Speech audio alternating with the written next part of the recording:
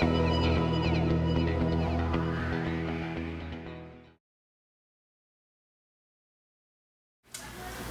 time we check an email, it takes us on average 22 minutes to get back to the same level of focus we were at before. So, if you're checking your emails, if you're checking your Facebook updates the whole time, if you're looking at gossip sites online, this is all really, really harming your ability to think. So there are things we can do. We can batch our emails. We don't really have to be checking, most of us, emails on a minute-by-minute basis. We can switch off our email alerts, or at least for chunks of time. We can carve out thinking time. That's really important, especially if you're in a line of work where you need to think. You need to give yourself proper time in which you can think. I take a digital Sabbath.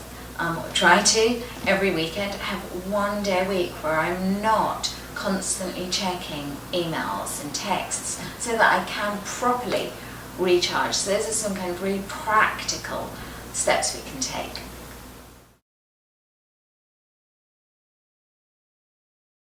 Well, the worst for decision making is to just surround yourself with people like you, with the same views as you, who are just going to reinforce what you already believe.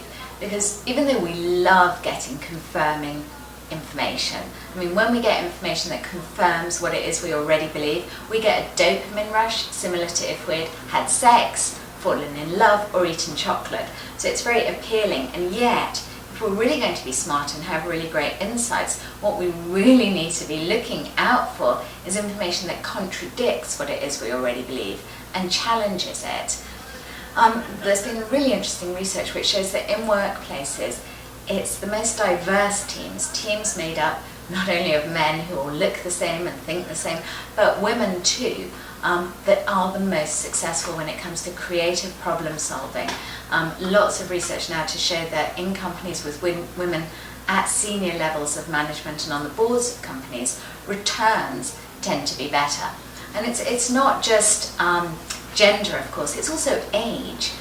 One of the biggest determinants, the best determinants for creative problem solving is actually when teams are made up of people of different ages. So you have people in their 20s and people in their 50s working together. That's really because if you're born at the same time, you're likely to be looking at the world in a reasonably similar way. So we need to have diversity if we're going to be smarter decision makers. And we also need to have dissent. We need to have different people positing different challenging opinions, because progress comes about not only from the creation of ideas but also from their destruction, and we have to have this creative destructive process going on if we are going to be innovative.